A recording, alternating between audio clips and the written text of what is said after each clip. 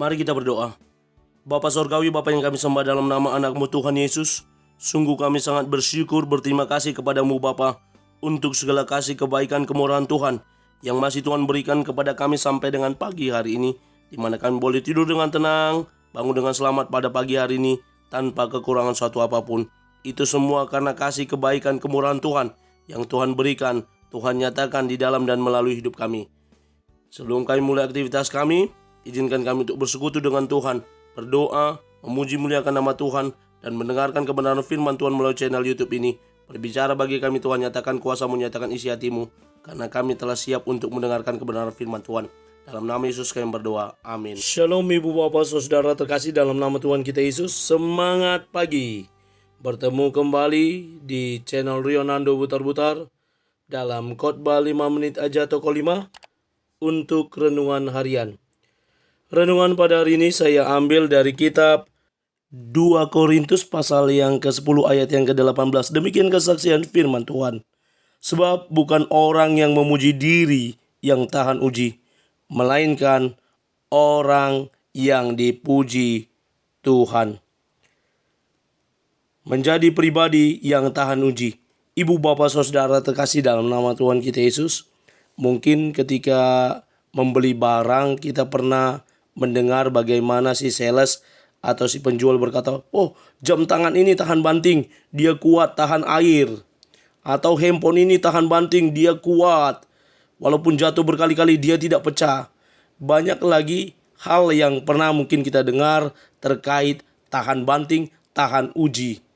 Termasuk juga pribadi seseorang, wah dia ini memang tahan banting, dibawa kemana saja memang kuat, memang patut tahan uji seperti ini. Hal demikianlah yang sering kita dengar. Kata-kata tersebut merupakan pujian terhadap suatu benda, pujian terhadap seseorang atas prestasinya, atas skillnya, atas kemampuannya yang memang sudah tahan uji. Ibu bapak saudara, seharusnya ketika kita mendengar pujian-pujian seperti itu, sama seperti yang dikatakan dalam Anonim, dipuji tidak terbang, dihina tidak tumbang, difitnah tetap berjuang, fokus untuk menjadi pemenang dan menghidupi banyak orang. Harusnya seperti itulah yang menjadi pernyataan untuk seseorang yang memang tahan uji, yang memang memiliki kemampuan di atas rata-rata.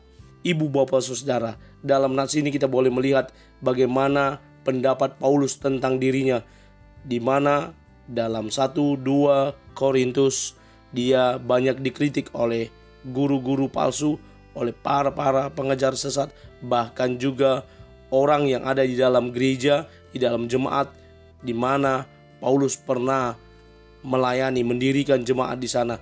Dan jemaat Korintus ini juga termasuk di dalamnya di mana ada orang yang berusaha mengkritisi kerasulan Paulus, di mana jemaat di Korintus ini juga terpecah-pecah menjadi kelompok Paulus, menjadi kelompok Apolos, menjadi kelompok Petrus, menjadi kelompok Yesus. Ini yang membuat mereka terpecah-pecah karena ada pengelompokan dan termasuk juga mengkritisi terkait Paulus. Dan ketika dia menyatakan bahwa tidak perlu membanding-bandingkan, tidak perlu memuji-muji, sampailah dalam nats renungan harian ini, sebab bukan orang yang memuji diri yang tahan uji, melainkan orang yang dipuji Tuhan. Kunci dari tahan uji adalah bukan karena pujian orang, tetapi karena Tuhan berkenan dan Tuhan sendirilah yang memuji bahwa kita adalah orang-orang, pribadi-pribadi yang memang tahan uji. Ibu bapak saudara, Najwa Shihab berkata, inspirasi datang dari hidup yang tahan uji. Pemimpin muncul dari tempaan yang tiada henti. Bagaimana seorang pemimpin pun datang dari keadaannya yang memang sudah tahan uji menghadapi segala situasi. Edgar Wibe Distra berkata, kesederhanaan adalah prasyarat untuk sesuatu yang tahan uji. Semuanya dimulai dari yang tadi inspirasi, yang tahan uji, yang tadi juga kesederhanaan, dan ketika dipuji juga tidak terbang, dan ketika dihina juga tidak tumbang. ini juga kiranya memotivasi kita agar kita juga boleh menjadi pribadi-pribadi yang memang tahan uji. Mari kita menjadi pribadi yang tahan uji, yang tidak hanya mencari pujian manusia, tetapi mencari perkenaan Allah, tetapi mencari pujian dari Allah sendiri.